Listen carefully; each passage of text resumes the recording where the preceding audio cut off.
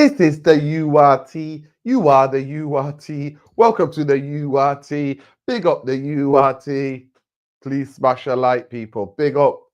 Big up to the early birders. Big up Danny. Big up Jarvis. We're here, we're here, we're here. Big up, people. I don't know what's going on, but, you know, channel is shadow banned, but we don't give a damn. We don't give a damn. I don't know what's going on today, but yeah.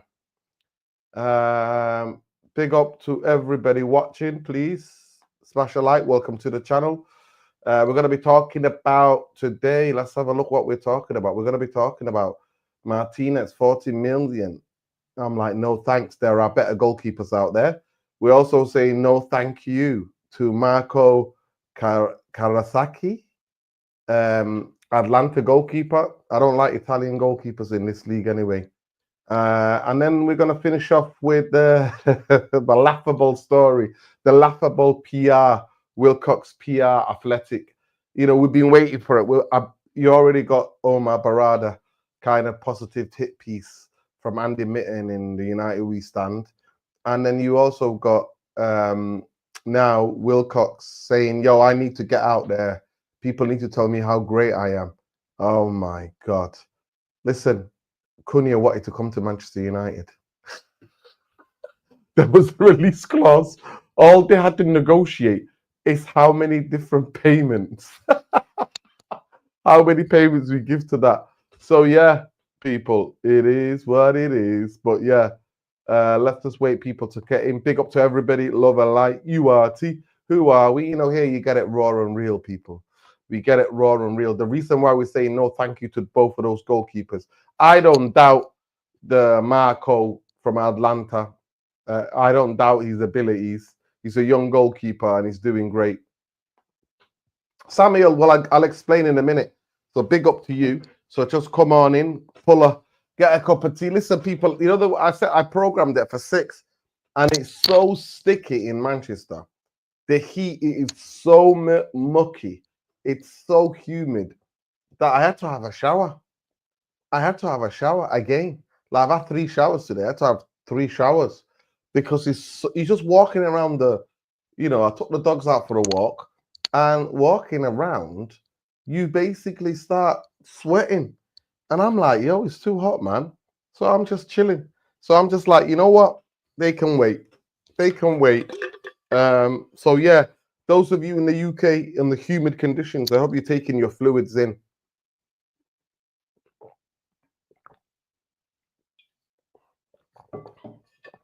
Get your fluids in, get your fluids in, get your fluids in.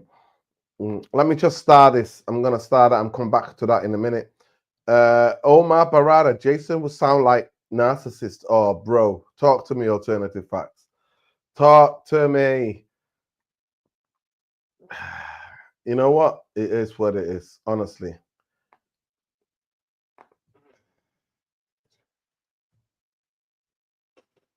Yeah, big up. Yeah, man, big up, people. Happy Friday, Jum'ah Mubarak to all the people in the world. Big up to all my people worldwide celebrating Jum'ah Mubarak. Happy Friday to all the workers out there looking forward to the weekend. Love and light to everybody. Big up Matt. Matt said, United can buy Sam Johnson from Wolves if you need a goalkeeper. You might need that kind of payments to spend 5 million. Wow. Big up. Big up, people. Big up. Let's see if we can get more people in here. Big up, Nuruddin. Bless the chat. Finish work in this heat. Wow. Yeah, the heat, Carla. Are you based in Manchester, Carla? Let us know. Because the heat ain't messing about. That's what I'm saying. I've had 3 showers. Morning when I got up, went out there in town. Boy, oh boy. Because I'm on the other side of Manchester. You know, it's a long way into the city centre and I had stuff to do. You know, I was working today. And yeah, had a shower when I came back in, had a shower just before, because I just took the dogs out for a work and I come back sweating. Sweating, man. Yo, it's free Palestine every second of every minute of every day. You know what I mean? Of every month, of every year. You know, this is what we're doing. 40 mil. Adam says, I won't pay 4 million. Yeah, Wigan. Yo, big up to you. But I'm a United supporter. Wigan's only down the road. Wigan, Wigan is only down the road, Carla. Don't need to justify it. Nobody ever has to justify supporting United. You could support Wigan and United. I got friends who support Wigan and United. I got friends who support Crewe and United. I got friends who support Stockport County and United. I got friends who support Oldham and United. So yeah, fans are everywhere. Never had to justify it. Um, Big up. We'll have to see how long you're in here, bro. We'll have to see. I'll have to ask the other mods. We don't just mod anybody. It has to be a trusted member of the URT. Who are we? But big up everybody. Matt, obviously you're in you're in that part of the region. Please tell me you're based in the Midlands. What do the Villa fans say about Martinez? What do the Villa fans say about Martinez? Uh, Obviously, we woke up like obviously yesterday we did a show and there was heavy links with Martinez, Emilio Martinez. I wouldn't mind it. I think last season or the season before, I would have been like, yeah, it should have got him. Instead of getting Unada, we should have got him. We definitely should have got him. But I'm like, the way he last season he stunk the place out. Since he's won the World Cup and the Copa America, he stunk the place out, man. He has stunk the place out. I got friends who support Villa, and they're telling me, boy, oh boy, a lot of Villa fans a year and a half ago, 2 years ago, would have been like, no. 3 years ago, they would have been like, no, Jon Martinez, one of our play, he's unbelievable. Now Villa fans are like, yeah, and that tells you a lot. So why are we buying a goalkeeper that majority of their fans are just like, not having it. You're originally from Warsaw. I live in America, still back in the UK each year. Wow, you live in America, Matt. Boy, oh boy. Whereabouts in the US do you live, Matt? Boy, oh boy, oh boy, oh boy. Crazy things are going on over there. Nuruddin, here's stat. Martinez has made 0 others leading to goals than Unana in the last 2 seasons. Now, he's made mistakes. What are you talking about? He's made mistakes. I mean, he's banned because he did a stupid tackle on Rasmus Højlund. And yeah, he's banned for 3 games for the beginning of the season. Lord, he's in that Northern Carolina. He's in the South. Dirty South. Deep down Dirty South. We're going to call you Dirty South Matt from now on. Big up to you. But yeah, people. Yeah, let's have a conversation about Martinez. I personally do not rate him. I do not rate him. Emilio Martinez. Emilio Martinez. Emiliano Martinez is not the guy for me, people. He ain't the guy for me. They have to sell Aston Villa because of the PSR reasons. Let me repeat, they have to sell because of the PSR reasons. Yeah. The goalkeeper with the most own goals in Premier League history. Wow. Wow, that's crazy. Somebody just put up here, what's the difference between Andre Unana? I'm going to get this stat up so to show you guys. Obviously, Unana is terrible, but this is what I'm saying to you. I think for 40 million, we could get somebody better. I think Emilio Martinez is not being the guy for a long time, for quite a while now. But one thing that we like about him is that he's got character. He is a big game player. He likes to wind up opposition fans. He likes to wind up strikers. He likes to wind up, goals, especially on the penalty shootout stuff. He is a presence. He's a character. He's a madman. You saw what he did. Most of you saw what he did in the World Cup.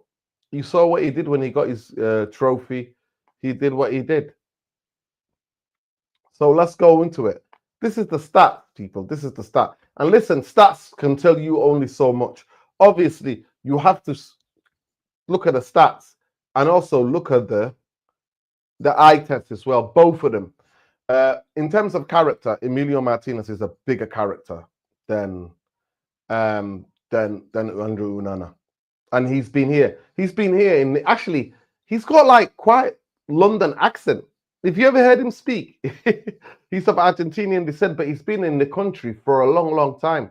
He was a youth player at Arsenal. He came through as a young goalkeeper at Arsenal. So he's been here since his like maybe late teenage years at Arsenal. Then he moved on to Aston Villa and became, one of the best goalkeepers, got voted obviously the best goalkeeper in the World Cup.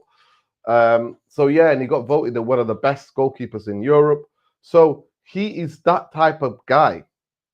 But yeah, this is the stats. I don't know if you can see how well you can see it, people. But yeah, Andre Onana. So clean sheets 16 to 18. Goals conceded 102 to 93. Saves 290, 39 to 195. Saves per match 3. Save success, own goals 2. Errors leading to goal 3 to 4. So there we go. But obviously, that's only the stat. If you go by the stat, then you think he's not all that. But it's mainly for me, it's because I don't think he's that good anymore. I think he was good. I think he was on fire. I think he was on that world-class status for a while, but I don't think he's that anymore. He's no longer that guy anymore.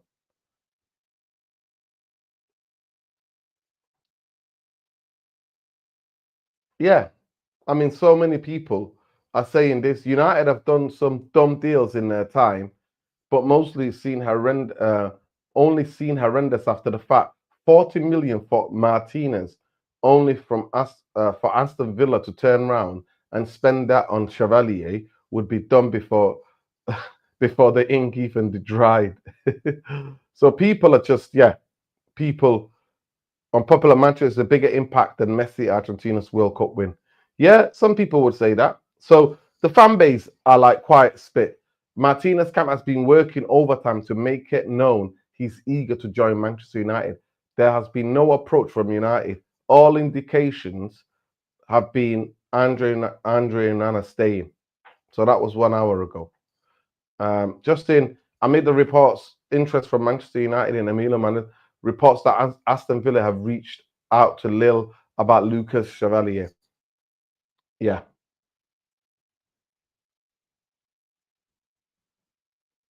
Yeah. So for me, he's a character. I would definitely give him that. He's a character.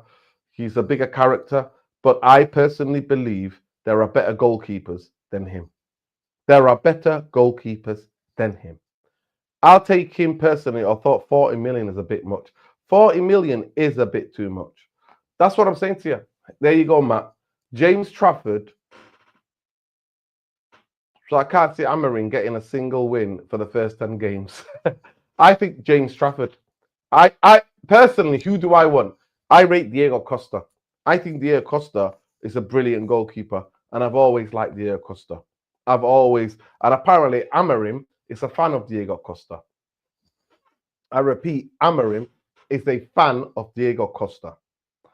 But unfortunately, Manchester United do not have 60 million, because that's apparently what is in and onwards 50 to 60 million to get him out of Porto. Yeah. So at the end of the day, people, I personally think Martinez is a better goalkeeper than Onana. But then I'm like, me and you are better goalkeepers than Onana. Onana's horrendous. He's horrendous. And I've been saying it from day dot. Yes, I've been saying it before we even signed him. Before there was any meetings between Manchester United and Inter Milan, I told everybody and their nan, stay away from this guy. Do not sign this guy. I don't have a great magnifying glass into the future. But I knew he wasn't the goalkeeper. I knew he wasn't of the quality of Manchester United. Instead, we've got a goalkeeper who's playing against us every week.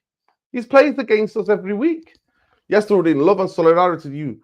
News suggests that the fascist government plan to prescribe Palestine action next week. Solidarity. Wow. Yes, Nordin. Love and solidarity to you. News suggests that this fascist government plan to prescribe Palestine action next week. Solidarity with all the comrades inside and all the actionists. Yes, big up to you, Webangong. Love to you. Love to you, man. Solidarity and love to Palestine action. Absolutely. Free all the actionists. Free them all. Free the land. Free the people. Free them all. Those are warriors. Those are warriors. Heroes. Heroes fighting for the liberation of Palestine, for the freedom and the liberation of Palestine. And they're keeping all of the tangle web of Zionist support from big business in this country. Fuck them all. Fuck the fascists. Fuck the fucking Starmer. Fuck this fucking government. Zionist pieces of shit. But anyway, happy Friday. Happy Friday. It's Friday night. Hey, Friday night, people. Like I said, Jum'ah Mubarak to all my people worldwide. And happy Friday to all the workers worldwide. Those who are getting a weekend break, hallelujah. Enjoy your weekend. Big up to everybody going down to London for one of the biggest demos in the history of this country. Pro-Palestinian demonstrations in this country. Big up to all those. Unfortunately, I cannot be with you. I've got two rascals, one here, the other one is over there, and I'm looking after them. So big up and love to them. Smash the like, please. Subscribe to the channel. Are you paying 40 million for Emilio Martinez? That's the question of the poll. That's our first poll, people. Are you buying 40 million? Are you buying Martinez for 40 million?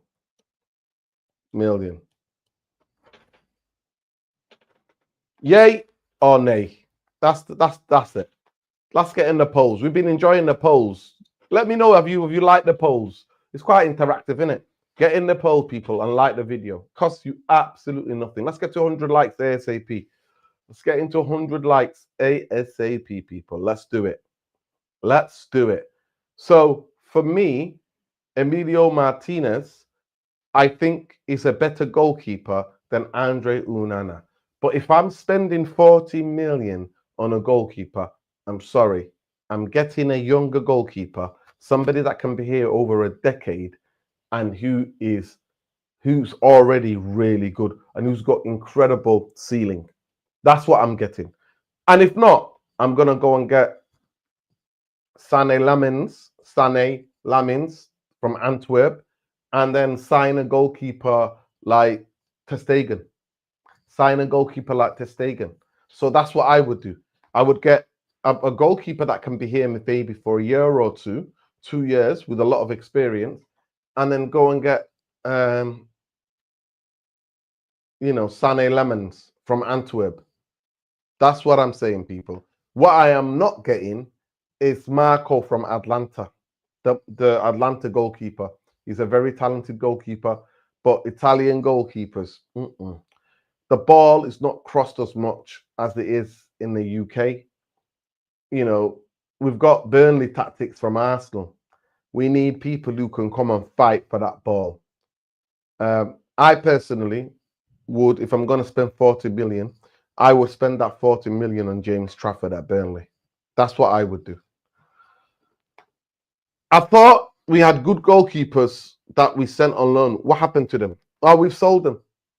We've sold Kova and yeah, Kova, who's been a good goalkeeper, won the league by Leverkusen, and is now being replaced by the guy at Brighton.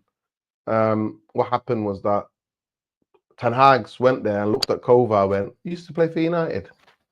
I'm traumatized by you." And then they bought the goalkeeper from Brighton, but he was a talented goalkeeper.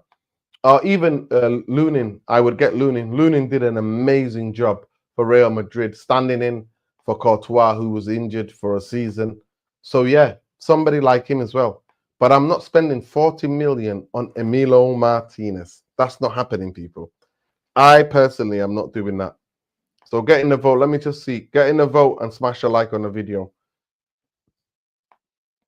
9% have said yes. 92% have said no. I think these best days are behind him. And the only way you're going to get me to accept signing Emilio Martinez if we signed Sane Lemons from Antwerp. I repeat, Sane Lemons from Antwerp. If we sign this kid with Martinez, then yeah, I could get behind that. I could get behind that. If we sign this kid, I'll show you guys. Let me show you this kid, who I really rate. Big up to Jarvis. We were linked with him, and then Jarvis did the Devilo Tactico did a little bit of deep dive, and then I went and we looked at him. We looked at him. This is the guy, Sane Lamins, Royal Antwerp, 6'4". Yeah, I like him. I really like him. I like him. Obviously, stats can't tell you anything, and the Belgium league is nowhere near the level of intensity, level of quality as the Premier League. But yeah, his stats are very interesting. And what I've watched of him, he's the only goalkeeper that I've seen that he can kick the ball with both feet. He can kick the ball with both feet. He can kick the ball with both feet. So yeah, this is your boy for me. This is your boy for me, Sane Lamins. That's your boy for me. That is the guy for me. He is the guy that I would be interested. So if you sign him, he's 22-year-old.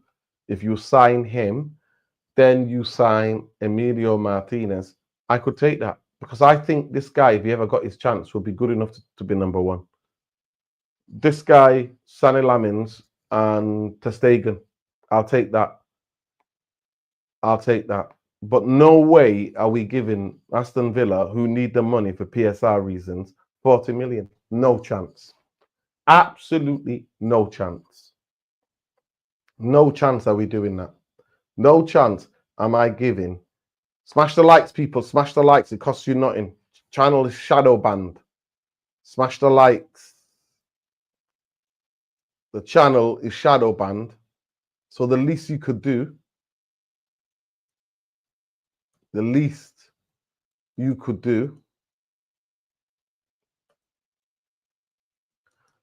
is like the video. Don't cost you nothing.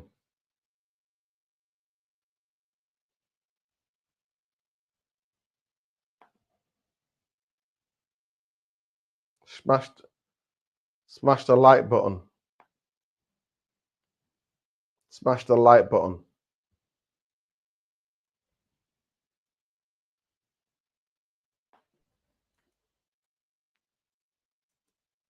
Smash the like button. The channel is shadow banned.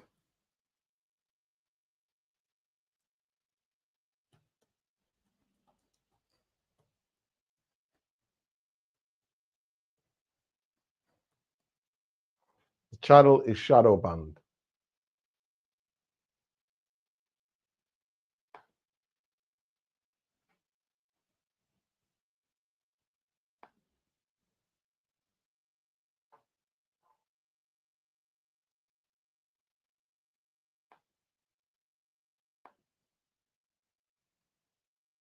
There you go, people. Smash the like button. The channel is shadow banned, so the least you could do is like the video. Let's be having you, Therapy Army. Let's be having you, the mods. So this is the guy. If you signed him with Emilio Martinez for 25 million and you got this guy for 15 million, then I'll be like, yeah, you can get both. But no way am I giving Villa 40 million for my guy. We haven't been paying attention to transfer. Are we selling Onana? Emery is moving Martinez on What does that say? Yeah. Well, one of the reasons why they're selling is because they need it. They did that to Costa last season, the Brazilian midfielder, moved it on to Juventus. They moved him on to Juventus. Big up Jarvis. Big Amen. up Jarvis. Hey, Big up to you, Jarvis. big up, Love. big up. I saw you were on. You're going early now. Yeah. Yeah, yeah, I'm going. You know what? I'm really tired. I've had a really long, tiring day, and I just want to relax. Plus, I've got the dogs now, so I'm dog sitting for our Ah, Mickey. I'm in the other side of Manchester. all right. This is the makeshift studio, with these little headphones. So we're here. So yeah, the dogs, we can't be out until late because they have to sleep. They have a rhythm. They have to get up at a certain time. I have to get up with them. They're like children. Mm. Having dogs like having children, man. Damn. What So type yeah, of dogs are they? Like, so you got a terrier, and I don't actually know. Highlander Terrier, Wolfie. okay. You've seen Wolfie on the channel before. I'm sure you have. Mm-hmm. Yeah, Um, yeah. and Elma. Elma is this. Oh, I don't know what breed she is, Yeah, but well, she's so beautiful. She's well, beautiful. I also She's. have a terrier. It's a Jack Russell Terrier, so I know Yeah. how it is. Yeah. This one's a Yeah, Highland. He's a Highland Terrier. He's that big, but he thinks he's mm. rah. They He have an thinks attitude. They he have an thinks he's a attitude. lion. Yeah. He looks like that with other dogs when he sees big dogs. He growls and everything else. Nuruddin, Nice. are you getting a season ticket next season? What are the prices for the new season ticket? Mad, they've raised the price. Yeah, Matt, we did that. Go and check it out. The video, we did that yesterday. Manchester United now have the most expensive match day ticket in the land in the Premier League. So yeah, big up, love and light to all of you lot. Season ticket, I'm not sure yet. I'm not sure yet. How are you doing today? Hope it's okay, Dean. Yeah, big up to Rajat. Rajat, big up to you, love. Big up Big to up, everybody. Roger. Let's have a look at Jarvis. So let's begin before we move up to the next topic. Emilio Yeah. Martinez, 40 million. I have spoken to a couple of Villa fans, and they have basically said to me, he needs to go. He needs to go because he's not been that great this season, and Mm. especially the past couple of seasons, he's not been that great. And they need to move him on. Why are we getting Villa's rejects for 40 million? What the hell is going on here? Yeah, that's a good question. First of all, if we're buying him for 40 million, I think we have to be stupid or something because that's insane. Why do we want to bail out a competitor who's struggling? First of all, and second of all, he's 32, almost 33 years of age, I believe. He's on the decline. I agree, he's much better than Onana. But if we go for Martinez, I think we are doing the wrong thing. And when you think of it, when you think of this, of the profile of Ineos and how they wanted to build this squad, they said they want players on their first and second professional contract because of the resale value. They know it's not sustainable buying 30 years old all the time. We've done this with Zlatan, we've done it with Ronaldo, Cavani, so many older players coming in now. Casemiro, no, zero resale value. And, in the long run, it will bleed us dry, and it already did when it comes to us. So buying Martinez, I know, yes, a goalkeeper can play until he's 36, 37, maybe pushing 40. That's true, and we have the Van der Sar thing, but I think that's not the rule. That's the exception when it comes to signings like this. And I think we have to be smarter, we have to be wiser, we have to buy a younger goalkeeper. And second of all, I explained this to you guys a lot of times when it comes to Onana. We bought him with the full package of salary and wages, about 70 million pounds.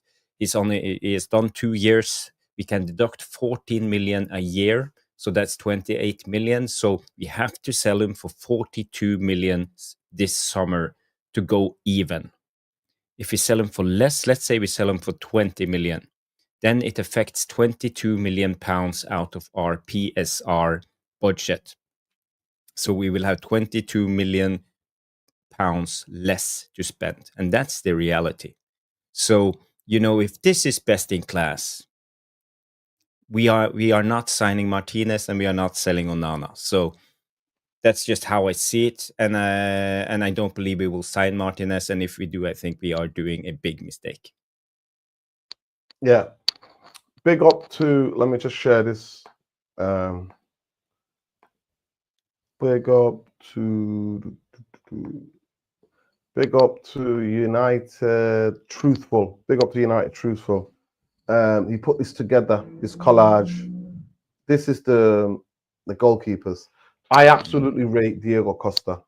Right, the only goalkeeper he's got in here is the one that I think United should go and get, which is James Trafford. Today, there's reports coming out. We're linked with, I can never say his surname, but Marco from Atlanta. Obviously, Lucas Chevalier, he's the one who's linked to Villa. If Martinez leaves, they're most likely going to go and get Chevalier. And then this is the guy Jarvis told us about that we were linked with. Jarvis did a bit of research on him. Sen Lamens, yeah, he looks Sonny great. Lamens. Yeah, he looks great. And so the only way I'm ever accepting Emilio, it's not 40 million. Most I'll pay for him is 20 million. As we can go and sign this kid for about 15 million as well. So if those two were coming, I would take that, because I know that if he got his chance, he will overtake him. That's the only way. But I would take him or Ter Stegen, somebody who's a bit more experienced. But yeah, the Italian goalkeeper, no thank you. I was just trying to explain to the level of physicality there is in the Premier League. And the Italian league goalkeepers are not that physical whatsoever. And I've been burnt. Let's just put it that way. Do you remember the goalkeeper that we had in the 90s? Ferguson, do you remember? What's his name? Yeah, the guy we had. Todibo, no. Yeah, something on, yeah. Yeah, somebody in the chat, please remind us. Ferguson only had him for 2 games, and then he was gone. Yeah, he was gone. But I rate Sonny Lamens. I think he looks like a young Courtois. I think he has the reach. I think he's big, but and he has the reflexes. He looks secure with the ball in his feet and with his arms. He's good claiming crosses. He's an excellent penalty taker or a penalty saver. So, I feel we are at the stage where we just got to bring in the biggest, best talented young goalkeeper and who can actually compete with Onana and put Onana on the bench, and then we can sell him next year. Next year is an easier task to sell him. We can sell him for about 26 million. So I think things will be better and easier. When it comes to salaries, I think Onana is on 120 to 150k a week. And if you bring in Martinez, he's now currently at 150, I believe, at Aston Villa.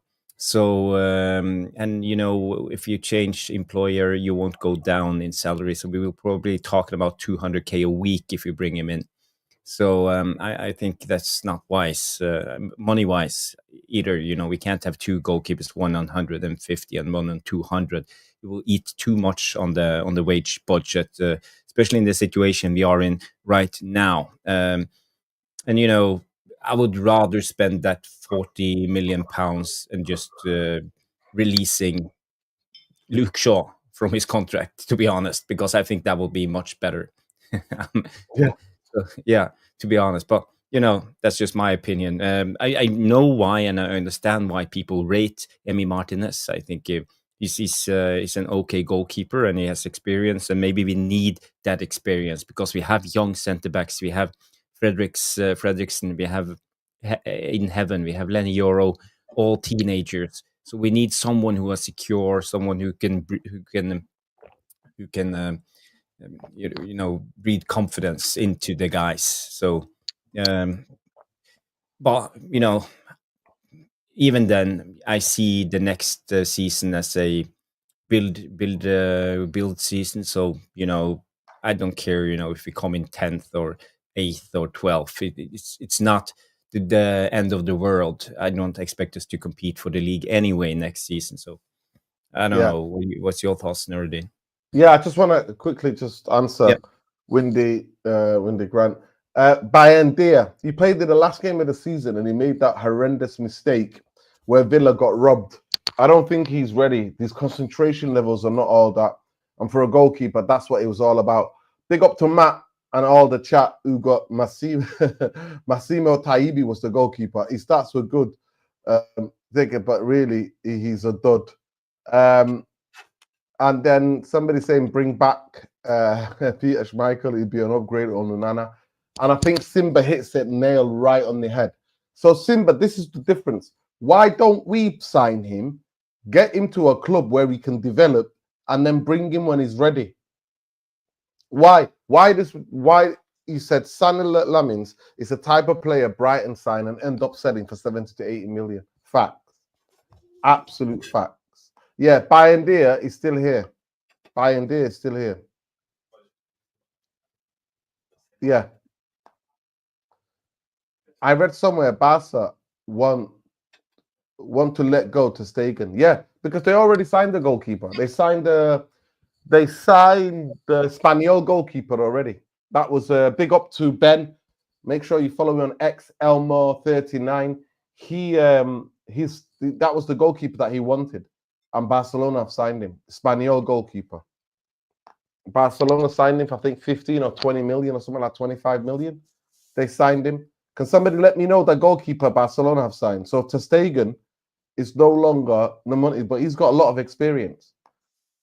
I also like Lewin, like I said to you, Lunin. He was in goal for Real Madrid while Courtois was out for the season. I thought he was a brilliant goalkeeper. And I thought, yeah, he made some fantastic saves, especially in the Champions League. Yeah, Juan Garcia. Yeah, Juan Garcia from Spaniol. 25 million. Big up Simba. Because United is a joke club, Ali said. Because United is a joke club. That's the reason. So Samuel earlier asked why you don't rate Emilio Martinez. Because the Aston Villa fans don't rate him anymore. And I'm always going to bow down to fans who are honest and authentic in the way they see their player. They watch Emilio Martinez more than any United fan have watched him. And they have told us that he's not that great. He's not that great. Far from it. So at the end of the day, that's what we are. But let's have a look at the poll.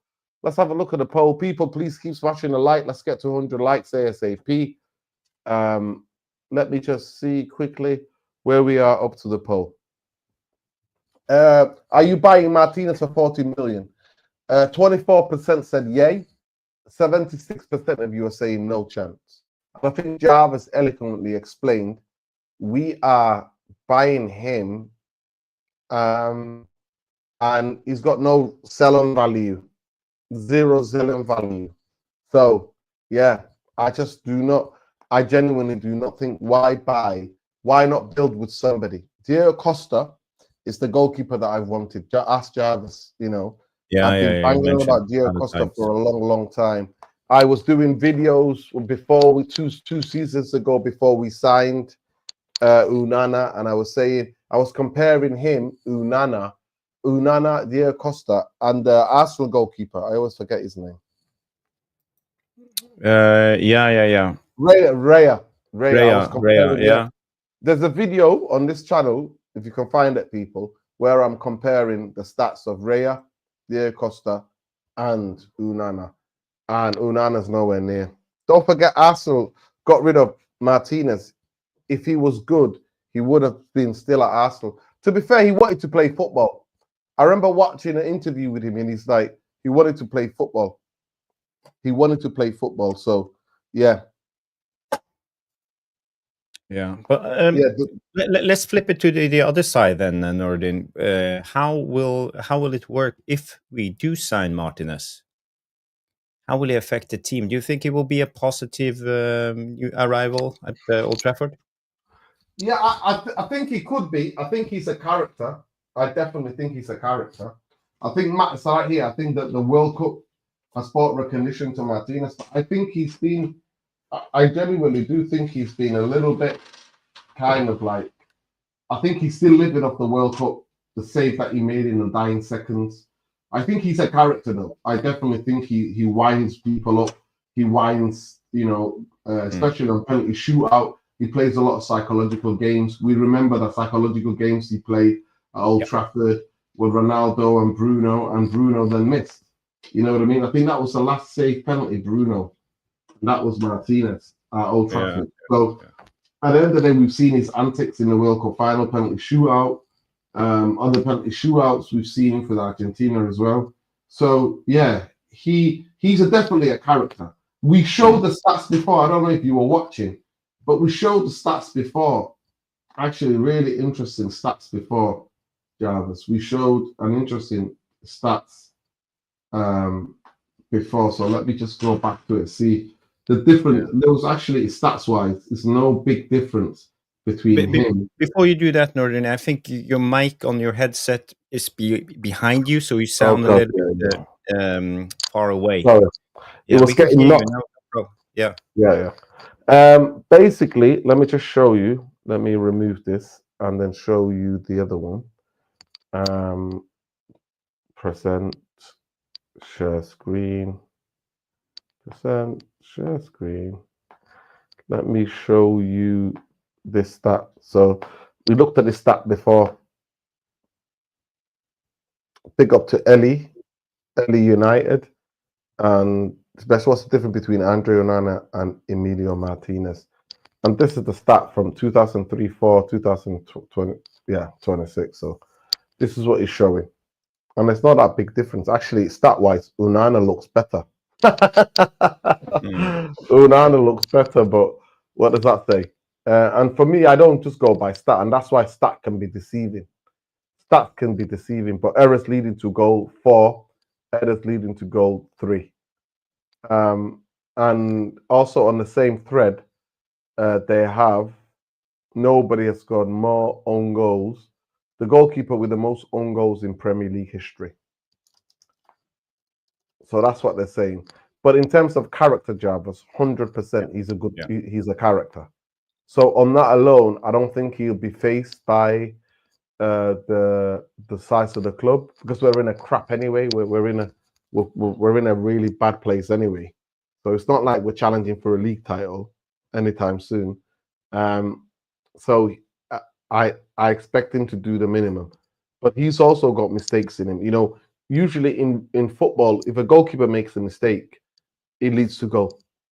It leads to a goal. But he's the kind of guy that would command respect from the back 4 or back 5 that we play, and he would demand certain calmness as well. He will bring certain calmness. But for 40 million, Jarvis, no in the hell way. No chance. Same thing to the kid in Atlanta. I don't want to bring a young Italian guy into a club like this. And that's why even I'm scared to go and get Sane Lamins on his own. I think we need to have an experienced goalkeeper, so as he gets used to the Premier League. You know what I mean? Makes his feel, settles in. Don't put too much pressure on him. I think the best way to do this would be, Jarvis, like a real football club would do. Get a cheap experience. I think Ter Stegen is on a free. That's what I'm hearing. And get Ter Stegen, and then get Sane Lamins, and let him learn from a well-experienced guy who's done it all. That's what would be the best deal. Would be, if not, go and get James Trafford. He looks really good. When you go for stats, when you rank all the goalkeepers through save percentage in the Premier League last season, Emi Martinez comes in at the 9th. So in stats wise in the Premier League, I think he's mid-table ish. Mid-table mediocre. He's higher than Manchester United. At least he's not 15th. That's true. Maybe we're aspiring to finish 9th. Maybe he could take us to 9th, Jarvis. Yeah. Who knows? Yeah. Who knows? Yeah. Who knows? The guy Stu Wally rates, it's actually the Nottingham Forest goalkeeper, Mats. I think he rates him really high. He had a fantastic season, Jarvis. He had a Yeah. fantastic season. But is he a one-season wonder, or can he do it again? How Yeah, old but is it he? depends. How old is he? And who's on the list, Jarvis? Can you tell me the top 5 on that list? Yeah, the top five is Raya is on top. He has 73.5%, and Mats Sels is a second. He's on 73.3. And then you have Flecken, Brentford. He's a good goalkeeper. Sanchez at Chelsea, fourth, and Alison Becker in fifth. When you go by save Wow. percentage. That is fascinating because stats can tell a difference. To me, Alex Becker is the best goalkeeper in the Premier League by an Yeah, absolute but there's margin. other attributes than save percent. How you affect the Yeah. game, and yeah. So Yeah. But Alex Becker for me is the best because he pulls out crucial saves, Jarvis, mm, in the big moments in football games. yeah, And that's the type of goalkeeper that we want. That was Schmeichel. That was the Van der Dutch Sar. quarter, Van der Sar. Yeah. In big moments, in big games, can he pull out a save from somewhere? And Alisson Becker, for me, is by far, on the eye test, he's by far the best goalkeeper in the Premier League. But But you it's played the game interesting. yourself, Norton. You played the game. You know how important it is that you have a goalkeeper behind you that you trust, that shouts at you, that commands the back line, that commands you, set pieces, goal, corner kicks, everything. You want the leader, a guy who Yeah, shouts, Norton, get yeah, back here. 100%. Show him the left. Show him the left. Yeah. Show him the left. Don't let him shoot there. Don't let him shoot. Mm. You know what? Let it go. Let it go. I've got it. I've got it. That's what we used to get. Yeah. We used to have a goalkeeper go. Don't let him shoot on the left hand side. Don't let it go through your legs because I can't see it. It'll be too late. And anything on the right, I can take it. This is the level of communication. Yeah. This is the level of communication. And I don't see that level of communication, especially in the Premier League football, in this moment in time. So yeah, that's what we're linked with. Any other transfer news that you've seen today, Jarvis? Any other transfer window? I think everybody understands what's going on. Ter Stegen is Washington. The whole of La Liga knows that. That's why they try to get rid of him. He needs MSL or Saudi. Wow. CR, talk to us. Wow. It's a drop being that massive drop from Ter Stegen. Okay. Ter Stegen, yeah. Well, he's good with the ball in his feet. Well, Yeah. Somebody agreeing here, Matt, saying, yeah, Sellers had a big say in Forest league position. He's fantastic last season. Yeah. If he has another season, then he's somebody to really look at. How old is he, Jarvis? Do we know how old Sellers is? Cells. Let's see. What's his full name, by the way? Matt. I think Matt Matt Cells. Sellers. Yeah. Where's he Matt from? with the Z. Mats. Is he a Belgian? Where is he from? I think he's Belgium. Yes. The Pete. Okay, so let's okay. Oh, Big I up. gotta go. I have pizza in the oven. I'll be back. He's 33. Ooh. Actually, yeah. Wow. Okay. Big up. Jarvis Jr. wants his pizza. Big up to Jarvis Jr. Our goalkeeper used to shout, mine, and the defender knew to leave it at school. Our goalkeeper used to shout, mine, and the defender knew to leave it at school. Brilliant, Simmer. Brilliant. Yeah. To me, Alisson is on the eye test. He's the best goalkeeper. Yeah, that's how Sir Alex Ferguson developed De Gea. He rotated De Gea and Lindegaard in the first 2011, 12, 2013 season, and De Gea became number one. Facts. That's what I'm saying to you. We can do it because he knew when to take him in, when to bring him in, what to take him out. Big up. Lindegaard was the funniest guy though ever. I'll never say Lindegaard. Lindegaard was like it used to be my top tweet. I pinned tweet. He was like. He said something like,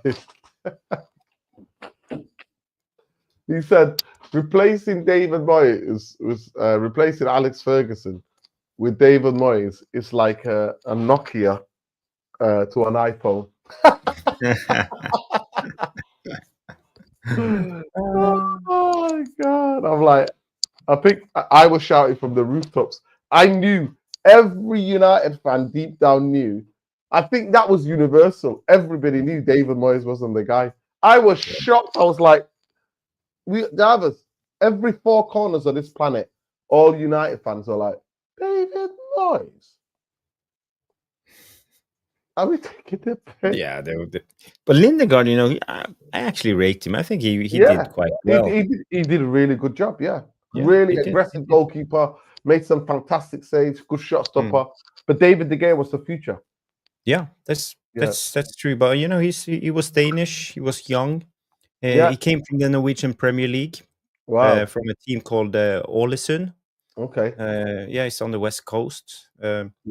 And I think he did well, but he was never going to be the first choice goalkeeper in my mind. But as a second choice goalkeeper, he was brilliant. One of the better. And if he's been around today, he would definitely be our first team goalkeeper. He's that much better than Onana in my mind. But most goalkeepers are. I think I rate even Tom Heaton higher than Onana at the moment. Yeah. Yeah, Taibbi. That's the name of Taibbi, yeah, game.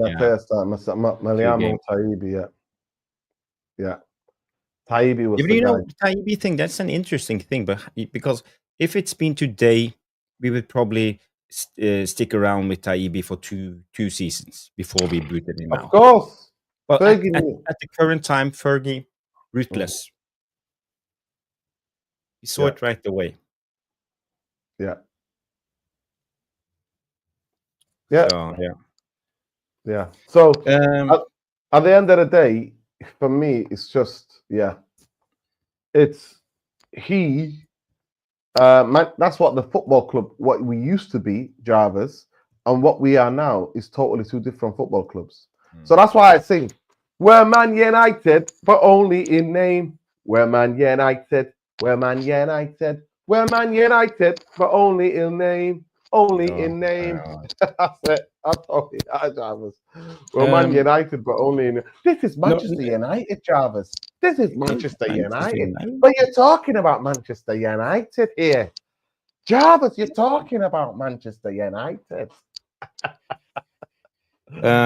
Did you get the news on Jadon Sancho, Juventus links? Yeah, we did that. We covered that the other night. I don't think anything is super concrete. No. Yeah. The thing that I see that came out, Central Devils, is that Anthony is prepared to take 30% wage cut to leave Manchester United permanently in the summer. Yeah, he better. Yeah, 30%. Yeah, but don't you get a 25% wage reduction all over the place anyway in Man United because of Yes, so fact. you understand he doesn't lose out that No, much. he doesn't lose out a lot at all. Mm. Yeah, he doesn't lose out a lot at all. Yeah, and there was the other news with Nick Cox going to Everton. Yeah, but he's coming as a technical director, so he's getting a bigger job. But there were rumors that he was going to leave. I saw that towards the end of the season, there were rumors in and around Manchester. He was very much liked. Majority of people who I know who worked at United liked him. Thought he was the guy. He was doing his best, on all the clowns that were above him.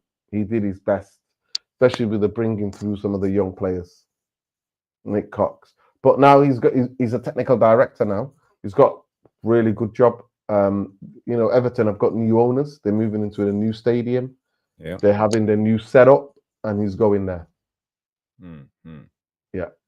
Yeah, it's a good move for him, but I don't know. Maybe we can get another head of academy in now. So, well, I think the academy is doing well. The under 17, under 19, under 21. They've been doing well the last couple of seasons. They have been, and that is thanks to him. To be fair, he's set up on the level of kind of players that we've been buying and the level of players that we've been getting. So, yeah, I think the youth teams have been good. For me, have they been good in terms of the whole thing of the youth team is how many players we can get from them to go into the first team, Jarvis. And unfortunately, when our youth team has been good, the first team and the club have been very unstable. And you cannot bring through young players unless you have a stabilized football club where you can bring them in, take them out, bring them in, take them out, and to get the best out of those youngsters. So you can have the best young players in the world in your youth level. If you haven't got the stability within the first team and the culture in the first team, then it's going to be very difficult for any of those youngsters to come through because you need to have a developmental plan for them. You can't just throw them in. No, no. Um, on other news, I think there was some PSG are looking at the Bournemouth defender Sabarny, the Ukrainian guy. I rated him for 2 seasons now. I think he was the best centre back of Bournemouth. He's been the glue. You know, Huijsen. Everybody talked about Huijsen, hyped him up, young player.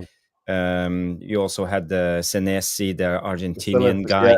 he's a But good player. Sabarny is the one. You know, he's the stable, steady Eddie. Never puts a foot wrong. And now PSG are looking at him, £55 million. So Wow. you know, That why would did we mean that go? Yeah, that would mean Bournemouth are going to lose their back three, back yeah. four almost. Kirkes. Kirkus is Mm, signed for Liverpool. Wow, yeah, and Liverpool are also linked with Jarvis. I don't know if you saw it the other night. Gay won't Gay. sign a new contract. He's refused to sign a new contract.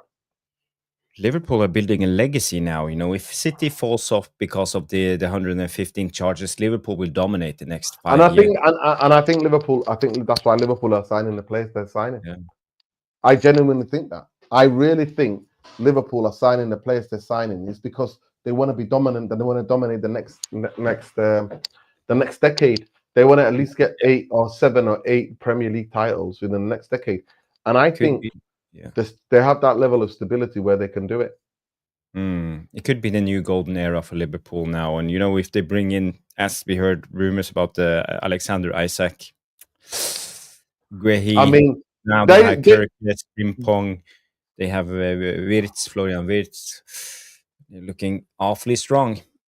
I'm not gonna lie to you, that would be the transfer of the world of Europe. If they get Wirtz and Isaac in the same window, Frimpong, Yeah, but and Guehi is like Gay. he's probably one of the best centre backs in the Premier League. I love Did you the way see he him? plays, the way he Did you cuts. see him? Oh, Jarvis, did you see him in the FA Cup final? Did you Mm, see his defending? Did you watch the FA Cup final? He was yes, it's brilliant. incredible. Yes. The level of defending, he was incredible. Big up to Abdullah. Big up to you. Love Jim Amawarek to all my people worldwide. Yeah, Liverpool are selling Kwanzaa to Leverkusen and getting Gehu, and they might get Isaac. Boy, oh boy, oh boy. It's an absolute wrap. I really rate Wirtz. I think Wirtz is a brilliant footballer. I think he's a brilliant player. Wirtz. But it's again, you know, it's a big gamble buying a guy from the Bundesliga coming into the Premier League. It's not the same. I would never put that amount of cash for a guy in the Bundesliga. Yeah. I know he's brilliant, but I think they are taking a big risk. Yeah. Yeah, there he is. There he is. Look at him. This is the rascal. This is Hey. Wolfie. This is Wolfie. I've known him Wolf. since he was this big, Jarvis, size of my Mm. hand. I never, to be fair, I wasn't a big fan of dogs. And then No? I got to know him, and then he turned me into a dog lover. You know, I've become a dog lover because of our friendship. This guy is an absolute look. He stands like that. He's looking out the window now, looking what's out there, protecting the house. You know, he's Wolfie. protecting the house. Wolfie, he's doing it. Nice name. Yeah, he's How doing old it. is he? He is. I think he's 7 now. Oh. I think he's 7. Yeah, he's 7. Yeah, he's a Highland Terrier. Highland Terrier. Yeah, from Scotland. The Highland Terrier. Yeah, he's a rascal. Big rascal. But he loves that to come and sit on my lap and do this. Yeah, He yeah. loves. He wants that affection. Just been for a nice walk with him. Yeah, yeah. Big up. For me, Wirtz is a brilliant, brilliant footballer, and I really, really think that if he settles in, my word, he's going to be a sensation because does he not just scoring big goals and important goals? He also is a fantastic player. Wolfie, calm down. You're sitting in here on my lap. You've been asking to do this for a while, and now you are, you know, you're sensing things over there on the outside. But yeah, if Wirt settles in, then he's a brilliant player. Yeah, but don't you agree Absolutely. it's a big risk signing a player for over 100 millions when No, it goes 100%. Yeah, when you talk about the 100%. Bundesliga? It's the Bundesliga.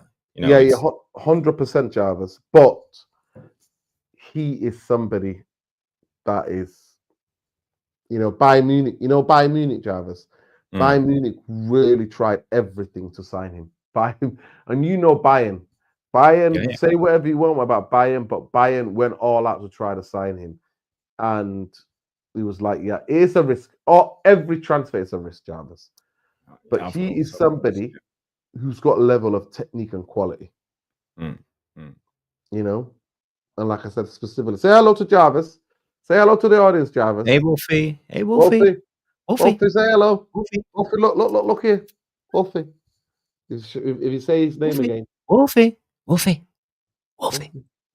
Wolfie, He's listening to you. Wolfie. Hey, He's hey, listening to you. Say hello.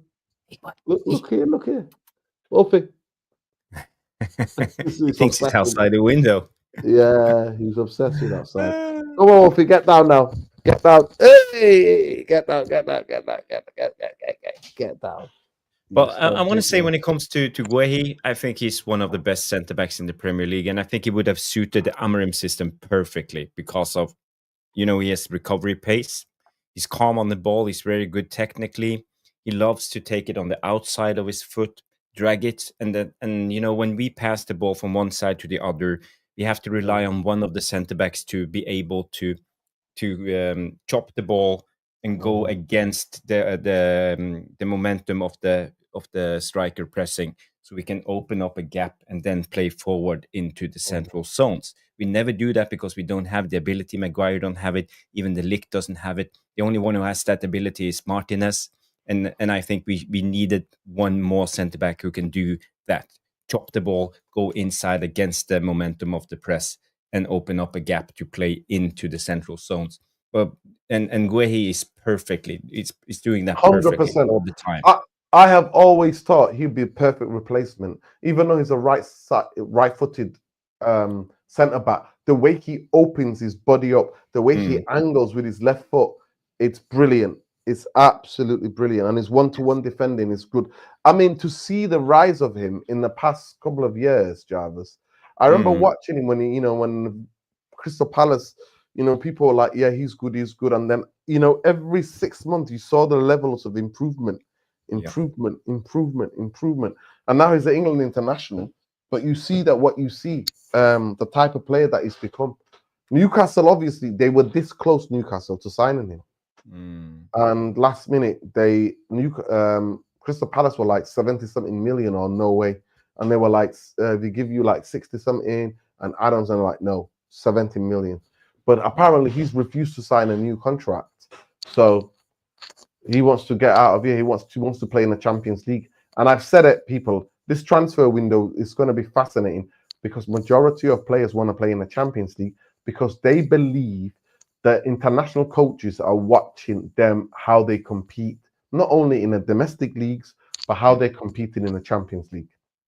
And a mm. lot of players who are getting who are being highlighted, if you've been talked about, is because of your Champions League performances.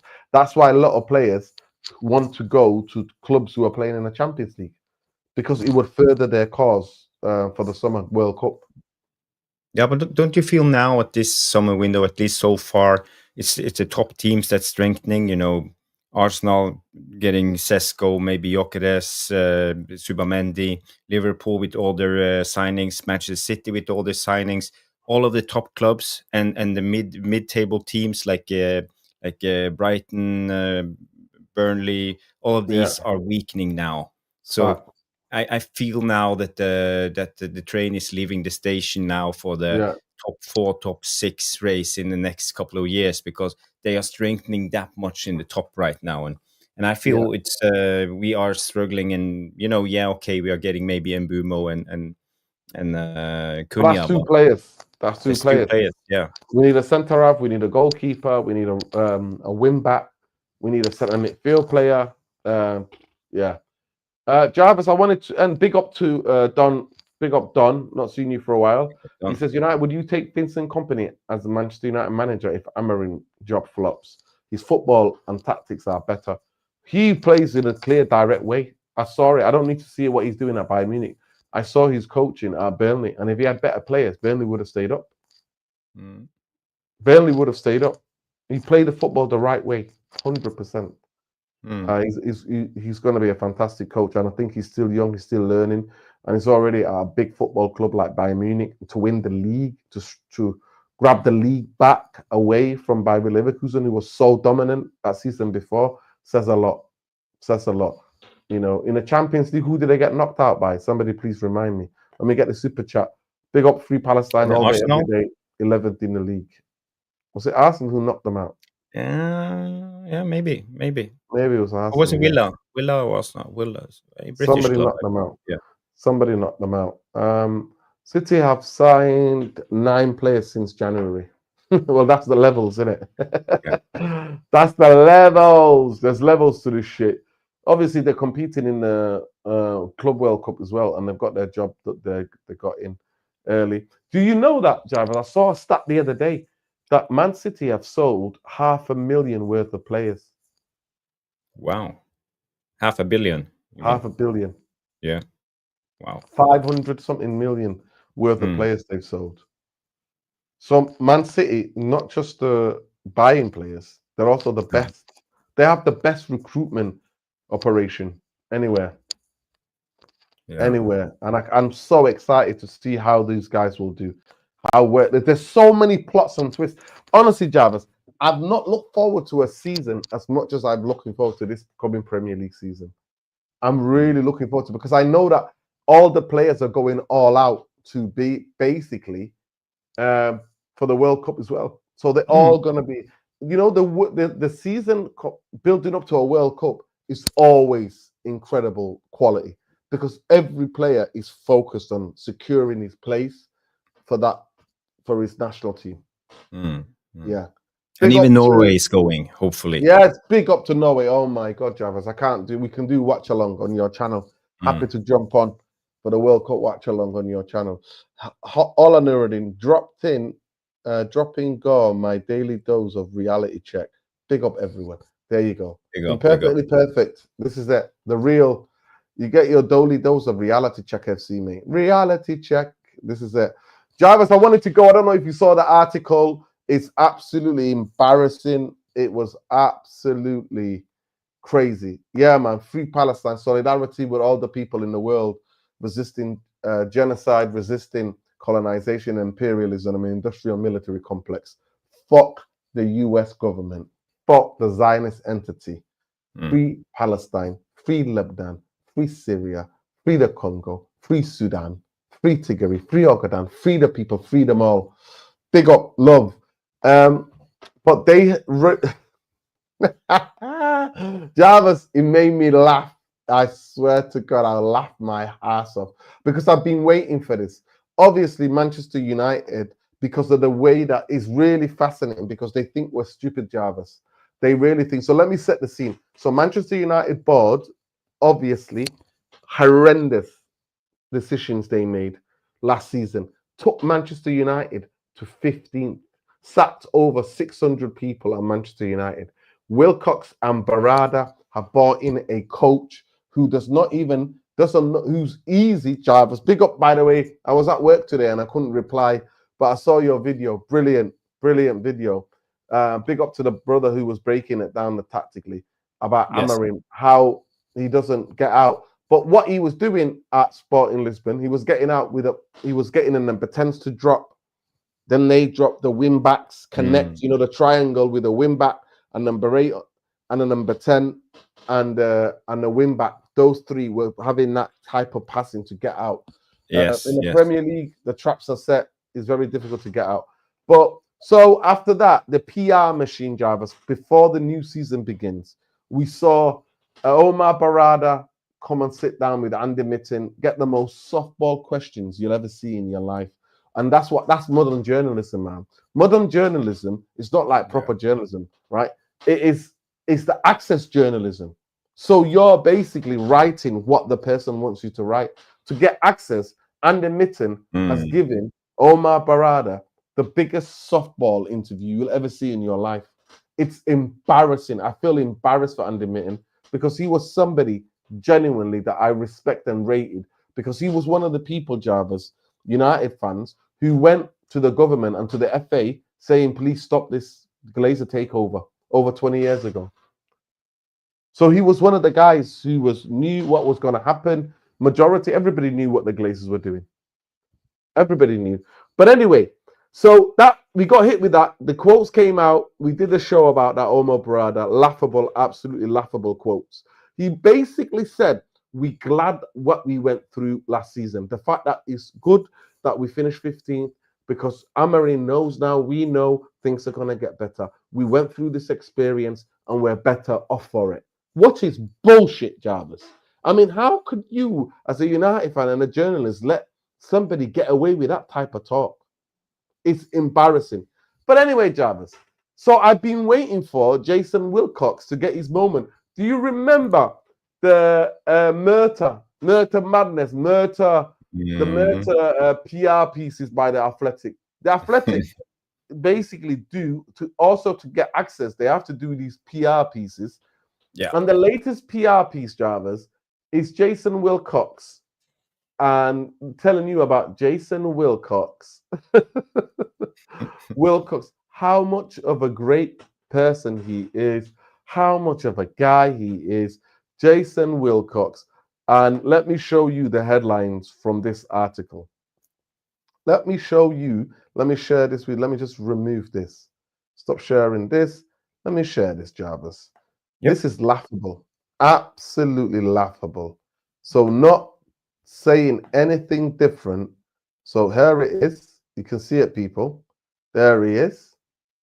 Just to give it insight, people. Me and Jarvis can remember when Jason Wilcox used to play. We remember him being a weird winger who used to run very weird. He used to have a weird running style. Do you remember, Jarvis?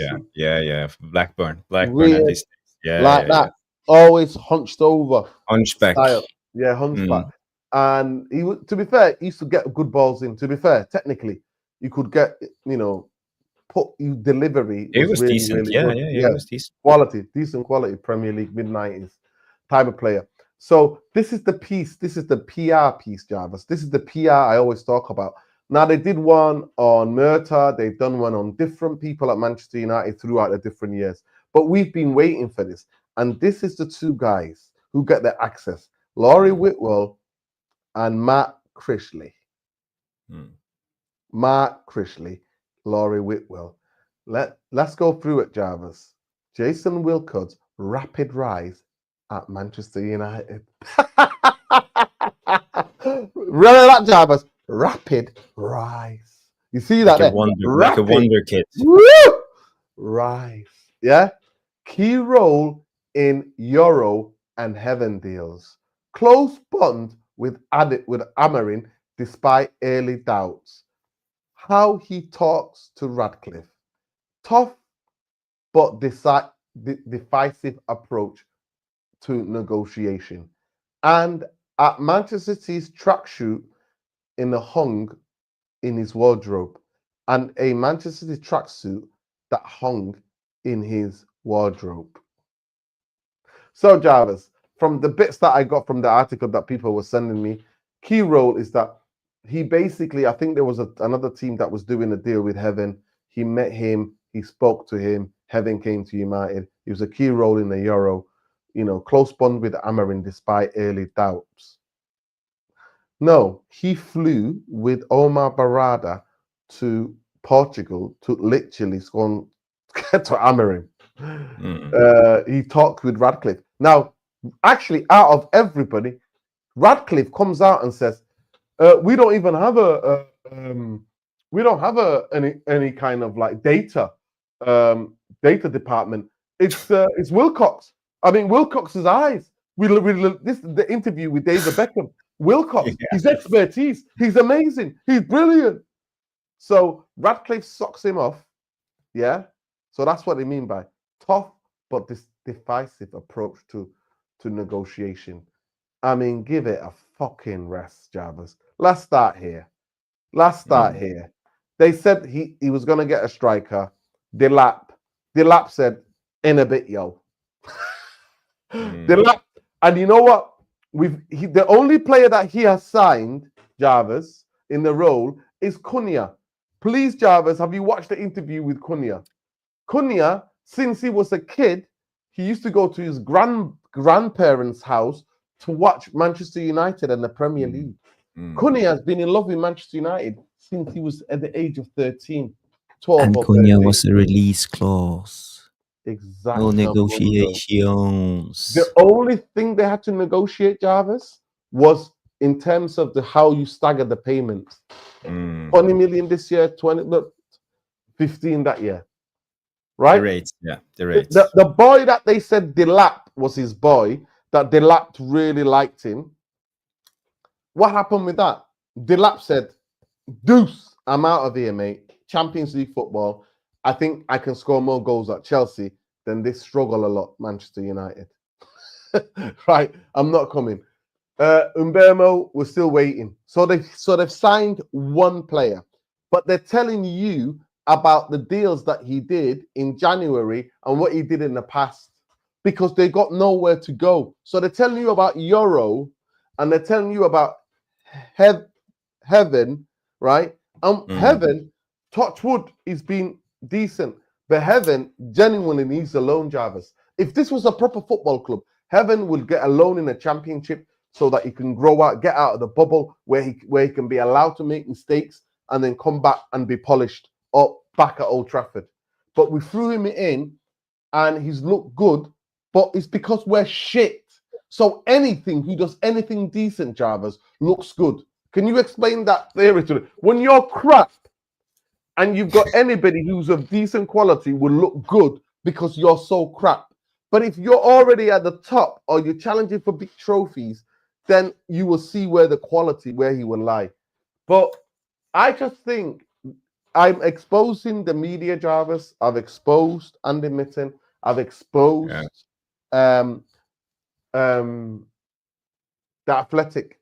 And I keep an eye on everything, whether it's war, peace, whether it's football, whether it's current events.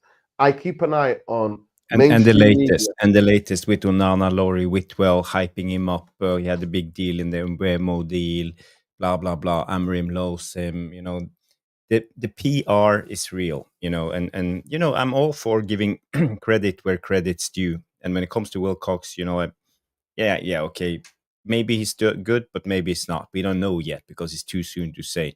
But what's real is Man United, and in United it's all PR, and the hype is real.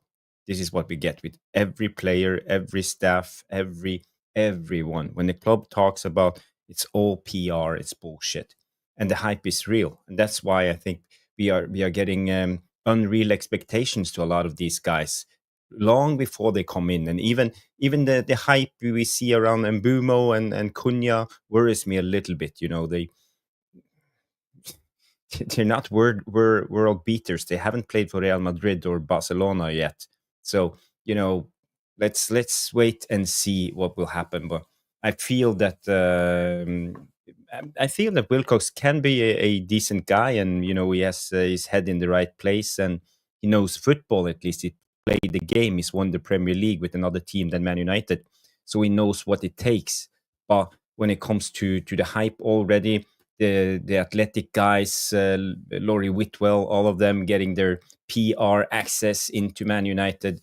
You know, I laugh of this. I think it's bullshit, most of it, to be honest. And the Wilcox hype, nah, I'm not having it. Oh, you're on mute. That Emmanuel says, Nora, you're just being negative for the sake of it. I've just broke everything down, but I'm being negative. You see what happens? You tune into the reality to United Real Therapy. This is where things get exposed and truth be told from according to our opinion, subjective truth, right? I made a video the other day and it was about him. He is the man in charge now. He's the man with the power.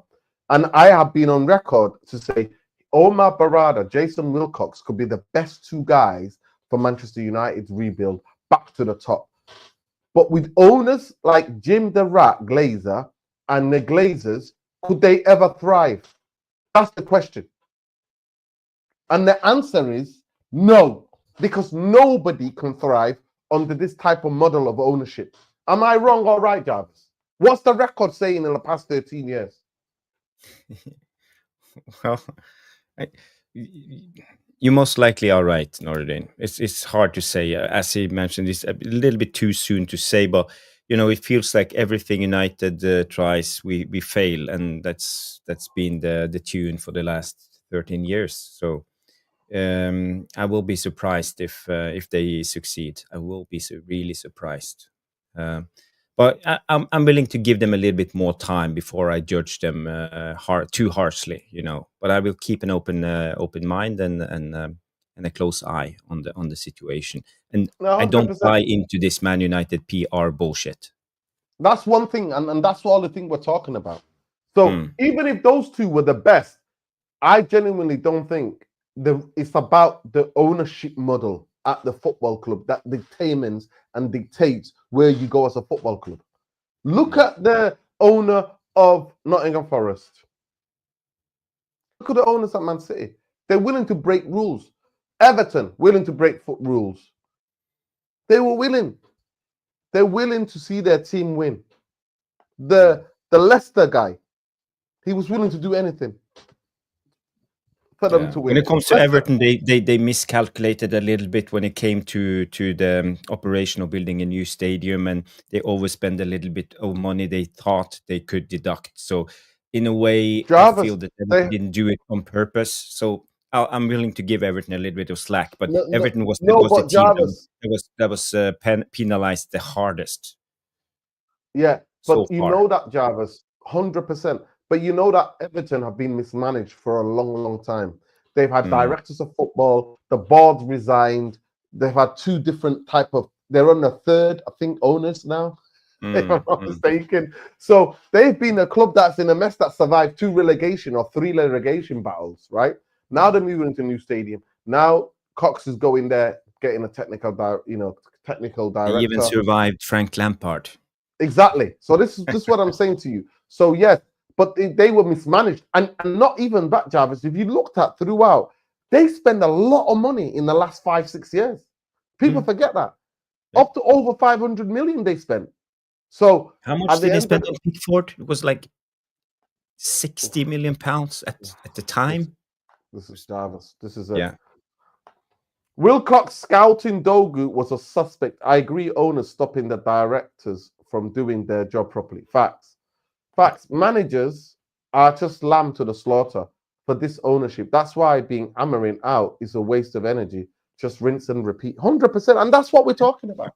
Yeah. This is what we're talking about. We might have not liked Murta. We might have not liked whoever was the guy. But they would do the regulation. The model dictates what type of football club you are. And we're not a football club because 30% of our shares, 32% or 31, are floated in New York Stock Exchange. About the cash. There you go. It's all about the cash. And people got to realize when it comes to Man United's leeway, how they spend money every time, they set a fixed budget. And if they want to spend more money, they have to go to the board, and the board have to take it to a what do you call it, the general assembly, and they have to vote for it. So, and you have to wait 2 weeks, you have to call for a meeting, and then so every time Man United tries to do anything, it takes a lot of time, and that's because the New York Stock Exchange. That's because we are a a listed company, and we are not acting as a football club, and people got to be aware. So maybe that's the only solution to get us off the New York Stock Exchange in the long run, for us to be a proper football club.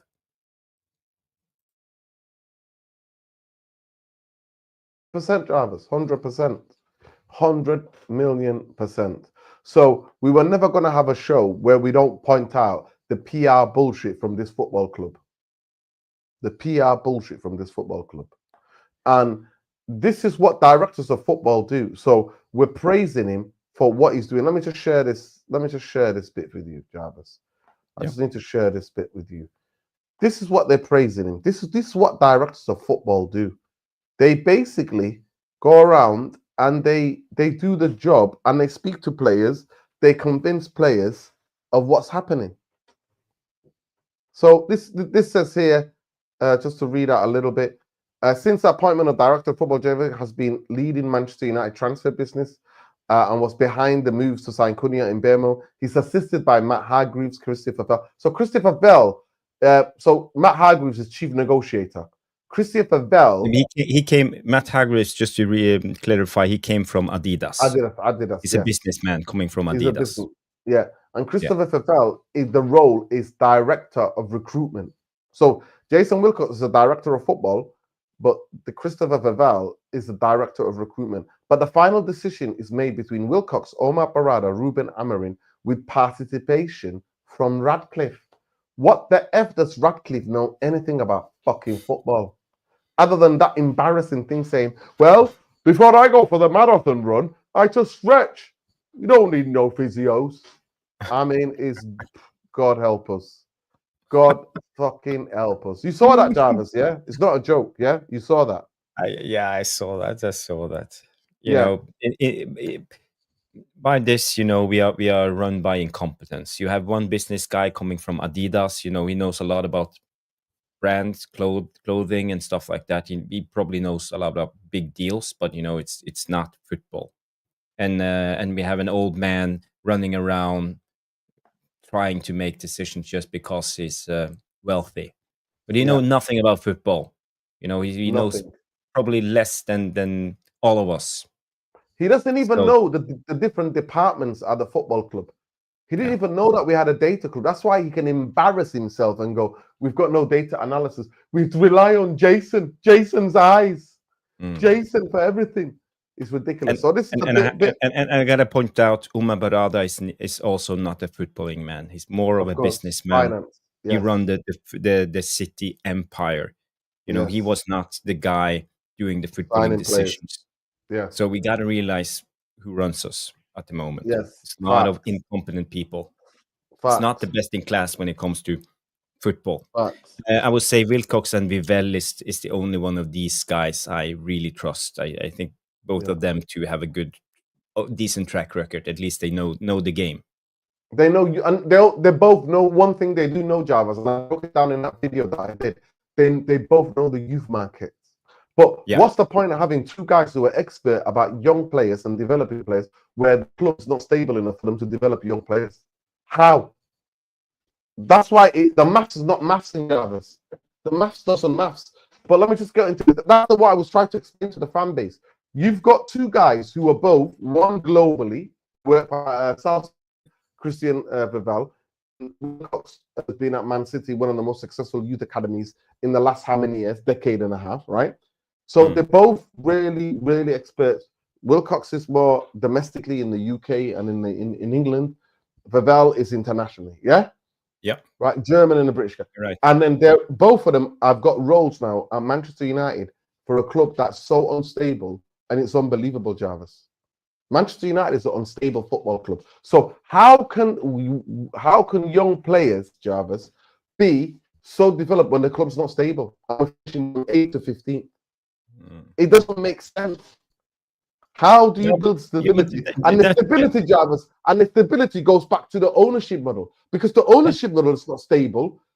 Everything else is not going to be stable, and that's been the record so far. Now, I am praying and wishing that Vivell and Wilcox somehow find some sort of stability, and that Manchester United can resemble some sort of stability, and that young players can thrive. There is nothing I would wish more than anything. Yeah. You got, yeah. And worst of all, I think we were we sacked Ashworth, and he had a track record actually for running a footballing club, but he didn't have the right chemistry with the old man himself, and that's why he's not with us anymore, because I don't know, maybe stepped on his toes a little bit. He had his own opinions, and he didn't. It's embarrassing, Didn't. Jarvis. Yeah, so It's that's the thing. absolutely We all embarrassing. know the chemistry comment from Ratcliffe. And for That me, was I think it embarrassing. tells me a lot about how the club is run. You have to have the right chemistry with Sir Jim fucking Ratcliffe sitting up there, an old senile dinosaur sitting there because of his billions, running This us. is it. We need This is it. footballing people. That's how it is. This is it. It's so Yeah. personalized. So anyway, this is what the PR is, the bit that they're bigging up, right? Is this? But this is what all people do, Jarvis. Jason Wilcox arranged for Aidan Heaven to visit Old Trafford for the Rangers game on January 23rd after learning the players' meeting with Frankfurt officials. Despite higher financial offers from Chelsea, Newcastle, interest from Barcelona, Marseille, the deal was clinched by Wilcox, convincing Heaven that United is the ideal environment for his development under the coach who suited his style and the club that renowned for developing talent. Now, I'm sorry to say, Jarvis, but how many directors of football do that? That's their job. But I gotta give it to him. He looks like a brilliant player, Aidan Heaven. Yes, I think Jarvis, we did really well when it comes to Aidan Heaven. But Jarvis, I'm not going to lie to you. Genuinely, I've watched him physically closely, and you know that I'm honest. Yeah. You know I'm honest. He's still raw in some occasions. But because we've been so shit, he looks better than he actually is. He's learning. He's still got to grow. He's still got to get more physicality. That's why the injuries. I wasn't too bad that the injury, because he needed to take him out, because we were overhyping him. And what happens, Jarvis, when we overhype young players? Yeah. And then they go and have 1 or 2 bad games. What happens? The fan base writes them off and says, that's it, they're crap. It's not like we don't have had any super young talented centre backs through the last 3 to 4 years. We have had Fusu Mensah. I think he was brilliant when he got his chance. We had Tuan Sebe. We remember the game away against PSG in the Champions League. He put Mbappe in his pocket. Kwambala, brilliant when he got his chance. But it's something else with young players. They need stability, and this is why they fail at the end. So it wouldn't surprise me that if even Aidan Heaven, Fredrickson, even a guy like Lenny Yoro can fail at Man United. So this is the problem, bringing in the super talents, because as you say, we don't have the stability. So I agree with you, Noradin, 100%. Yeah, big up. Amu says here, please could you ask Saeed to unblock me on his channel? Okay, I'll talk to him. Amu Rashid. Why did he block you? You don't have to super chat, by the way, but big up to you. But why did he block you? Find out the reason why he blocked you. Let me know the reason. If you do, just apologize, and that's how it is. No supporters, the youth players, say football need more exciting players to watch. TV ratings are down. Media football need to find a happy medium for business and fans. No, football is a different type of business. It's not a business like the business is. Football is a different type. That's why you've got now the FIFA president basically getting online with streamers, because the younger generations are not watching football, because the younger generation are watching TikTok and watching little shorts. And that's why I'm really scared, Jarvis, that they're going to Americanization of football, where they're going to split it up into half an hour and then 90 minutes, 4 quarters, so that they can get adverts in.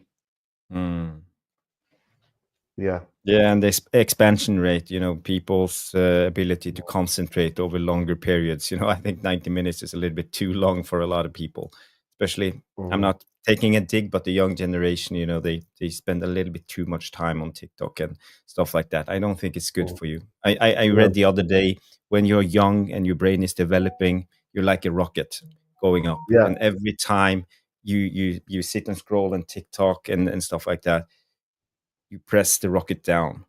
But the rocket ends up with fuel when you are about 23 to 25, and then yeah, flattens out, and then it goes down. But you want to keep it excelling upward, accelerating yeah, upwards as long as you can. So especially when you're young, don't do too yeah, much social media. That's the yeah. dad. The dad of Jarvis. I say this to my kids, by the way. Yeah, big up, Jarvis. Big up. Amir Rashid says, apparently I spread lies about Saeed. Well, did you? I said sorry, he said. Okay, so you apologize. Okay. Well, I can ask him. That's all I can do. But big up. No need to do no super chats. Just you can tell me. But yeah, big up to you. GGMU forever. Of course, we're forever. Amir Fakir. He's this is Jim. Jim's boy in the chat. He's always uber positive about everything about the football club. The fact is the matter is the facts, people. Manchester United finished 15th, lowest since 1973, 74.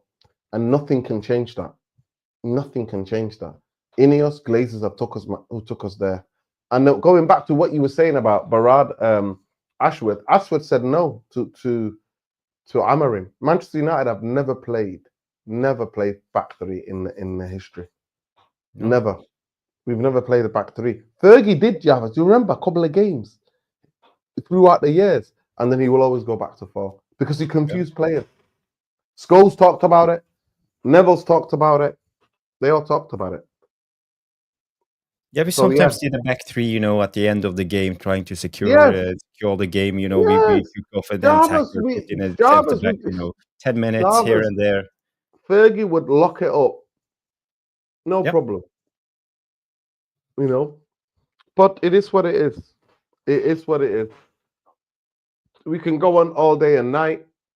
Jarvis, I love the old school shirt, the way you put it together.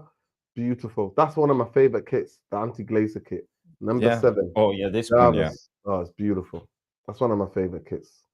Mm.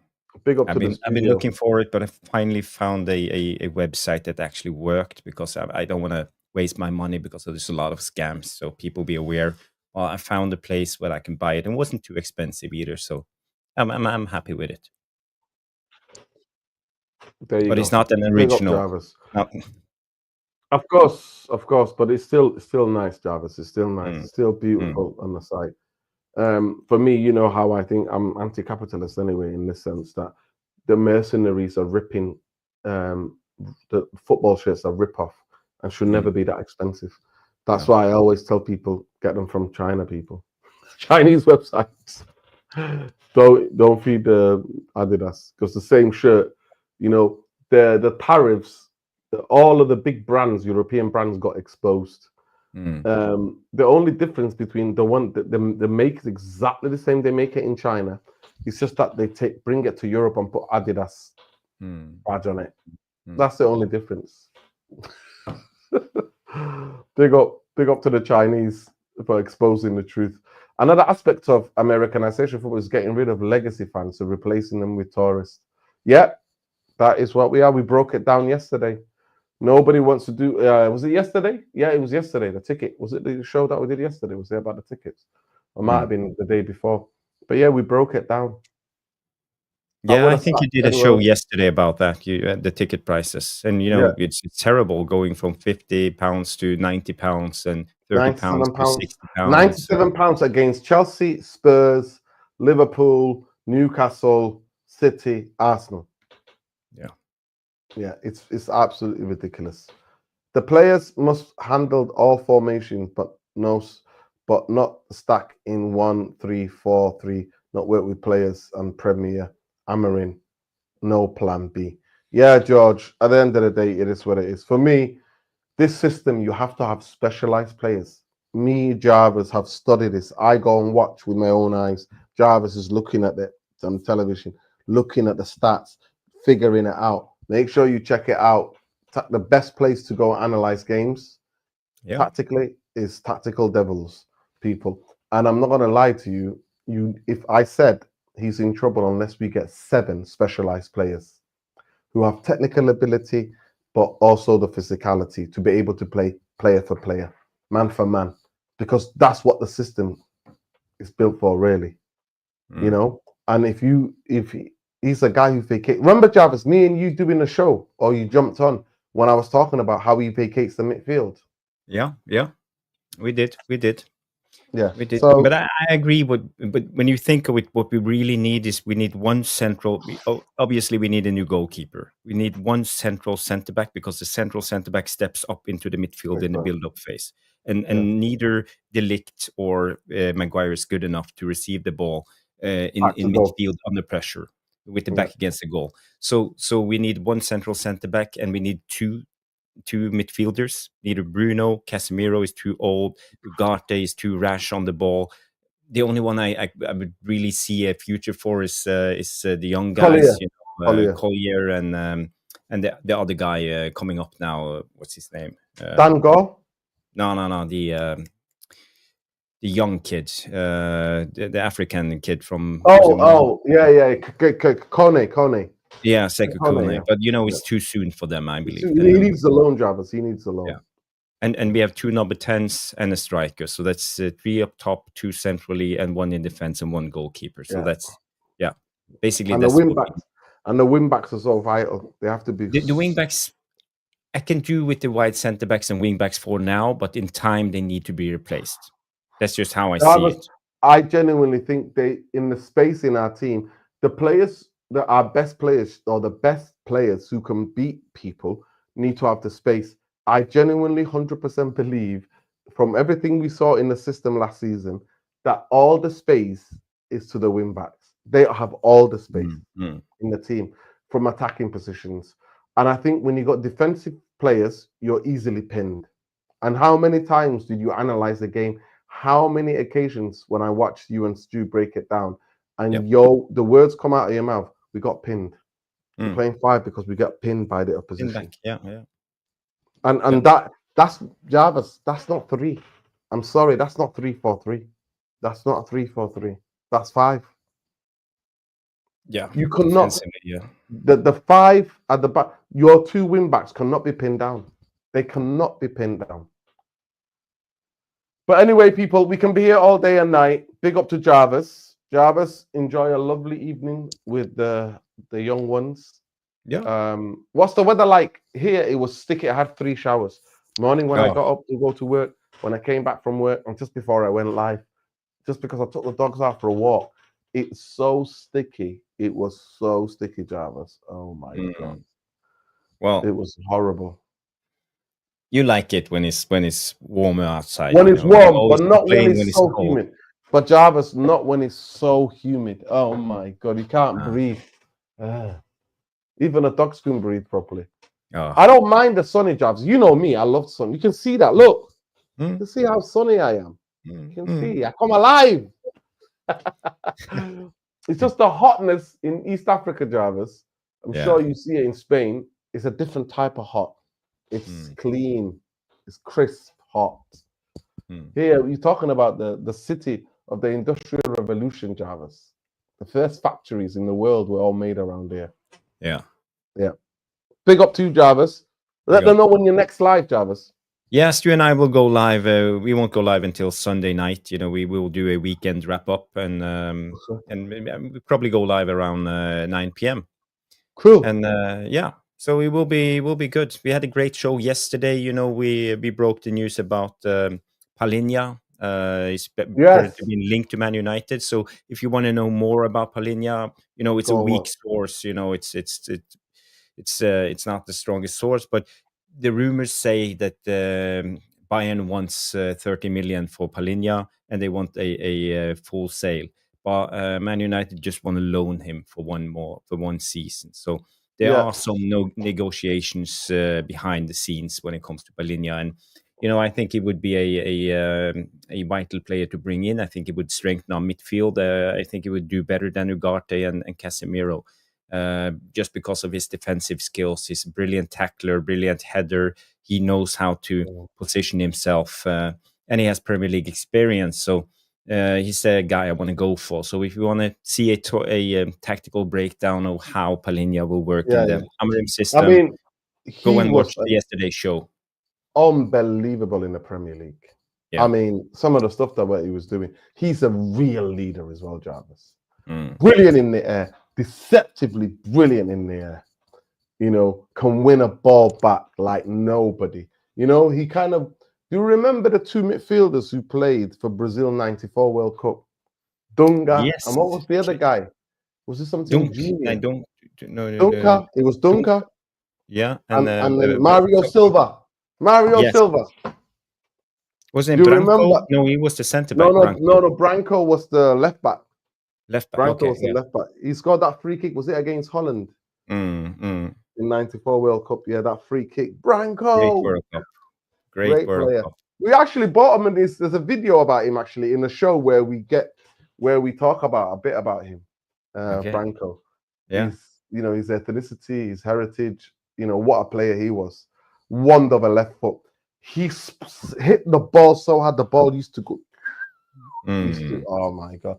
But anyway, I think it was Mario Silva and Dunga who were the two midfielders because what Brazil, they're the first time I ever saw the fullbacks attack like that. And you had two, so they played 4-4-2, and they played with two holding midfield players who filled in for the super attacking fullbacks. Leonardo was on one side. Was it Cafu? It was Cafu. Cafu on the other side, and then Leonardo. Remember Leonardo? Leonardo, I think, was a Colombian player. Remember, he gave the elbow to the player when he tried to grab him, and the player was, it looked horrible. The player was really like, he hit him so hard, elbowed him, he knocked him out. He was like this, really bad. He got banned. Leonardo, he was the president of. He became the president of AC Milan, and then sporting director. Sorry. I'm president, I think, of Paris Saint-Germain as well at one point. But yeah. So, yeah, I remember, and that's what he reminds me of. He reminds me of that. There's like biters. Somebody has the ball, the teams try to counter-attack on you. He just jumps on them, grabs the ball of them, boom. Yeah. Keep continuing. He would be, in terms of a role, be brilliant. In terms of, on the ball, he's better than Ugarte. He is, but he's not incredible on the ball. But winning the ball back. You can't do long passes. That's the thing. You can't do long passes. So we need a playmaker beside him. And I don't want Bruno in the pivot. So we need to sign two. Bruno, that's why I say we need to sign two defensive midfielders. Jarvis, I swear to God, you can split it up in every way you want. Bruno does not fit the system. No. Does not fit the system, Jarvis. But they kept him. And it just shows you player power still reigns at this football club, because if there was any other owners, they would have said goodbye. And even in his statement, he said he wants to play top European football. But Real Madrid are not calling. Barca are not calling. Nobody's calling. So yeah, it shows you. It shows you. Big up to a love to everybody. Please smash a like, subscribe to the channel. Like I said, if you want to know anything about Paulinho was my favorite. Remember, I was telling you, Manchester United need to get him. We need to get him. Then we didn't get him. We went to Bayern Munich. But I was like, he's the perfect guy for Manchester United. Even before we even got Casemiro. He was the guy. But it is what it is. Big up to everybody. Please smash a like on the video. Subscribe to the channel if you're not already subscribed. Please make sure you go and check out that video on the tactical breakdown of the type of player, the qualities of Paulinho. Stu Jarvis broke it down. I've not had a chance to watch it. Maybe I'll watch it later on. Make sure you check it out, people. Love. And make sure you check Jarvis out at Bowley77. They've just reached over 1,000 subscribers. 1,100 now. There you go. Brilliant. Yeah. There you go. The floodgates have burst. So please become one of the newest members and make sure you subscribe to the Tactical Devils. It's just Tactical Devils on YouTube. You'll come up straight away. It's been a show for us. It's been a bit of a humid. We're sat here with you. The dogs are here. I'm going to go now, put something on and relax and make sure I get the puppies ready and get them out in the garden and have a little chilled out time. But big up to every one of you, please. Let's see Yeah, let's see the this is poll. the weekend and people go out, relax, turn off Man United for a couple of hours and enjoy your life. It's the weekend. Have a Yeah, beer, have a pizza, enjoy there you with your go. family. Exactly. Enjoy your Yeah, weekend, people. Enjoy yeah. your weekend. Manchester United have finished 15th. It's a long way back. Mm. Big up to it says, are you buying Martinez for 40 million? 36% of you have said yes. Whopping 64% of you have said no. Yeah, it says it all. That's the poll. That says it all. And I think because you are a knowledgeable, very knowledgeable audience. Mm. I, I've totally lost polls here where I've gone, this is what the poll should be, and we've lost, you know what I mean? So, but it just tells you your knowledge on what type of goalkeeper he is. The only way I would sign him is 20 million and get the other 15 million to Sunny Lemons from Royal Antwerp. To me, what happened, Jarvis? Buying a player, keeping him there to develop more, bringing him in, and loan him out to the championship. Even if you got Leonard Salmon and blown him out to the championship for the season, that works. Why don't we do that, Jarvis? Yeah. Why don't we do that? Because we're not a proper football club. We're not. But anyway, enjoy the rest of your weekend, people. Chill. In the UK, the weather's supposed to be beautiful. In Norway, the weather's supposed to be beautiful. Jarvis, Yes. I hope you get to play a bit of golf. Get out there with the kids. Get out there and enjoy. Big up to everybody in the UK. Big up to all those in. There's a massive protest tomorrow in London for Palestine. It's going to be one of probably the biggest pro-Palestinian protests. They're expecting almost 1 million people tomorrow. And big up to everybody going down there fighting and demonstrating in solidarity with the people who are getting starved to death and getting genocided. Free Palestine, free Lebanon, free the Congo, free Syria, free Sudan, free Tigray, free Ogaden, free Syria, free Iran, free anyone who's up against them, industrial military complex, colonizers, or the imperialists. Big up, solidarity and love for all the people resisting in the world. Big up to all the indigenous people from Scandinavia to Latin America to all different parts of the African continent, to Asia, to West Asia, to East Asia, to South Asia. Solidarity and love. Big up to everyone. Love is the only answer, people. Free all the people that are locked up. Free the Manchester 10. Free all the actionist Palestine action activists. F Starmer. F all of these governments, power-hungry governments, these puppets. F the Zionist entity, and fuck Donald Trump. Fuck Starmer. Free Manchester United fans from Ineos and Glazers. Fuck them. If you want to stand with them, then you know where to go. Win, lose, or draw, we're still here. We'll always be here. Being a podcast, real, raw, red pod. We keep it real on this channel, people. Big up the community. On your way out, please smash a like, subscribe to the channel. Get in the comments. Do you agree? Do you disagree with us? Do you think we're too harsh on the PR that's coming from Manchester United? Do you rate Emiliano Martinez? Would you take him at any price? I think concentrating on the goalkeeper towards the end of the transfer. I don't think you need to get your other ducks in order first. I really think that. I think certain clubs will get desperate and might want to sell a cheaper rate goalkeeper. I really think that. But it is what it is. Jarvis will be live with Stu on Sunday. In the rest of that, he's enjoying. Big up to you, Jarvis, for coming on Tactical Devils. And on X is Bowley, BOLE77. Never gonna, Rick Astley, Jarvis Cocker. He's having it. Love. Take care, people. Take care. Good night.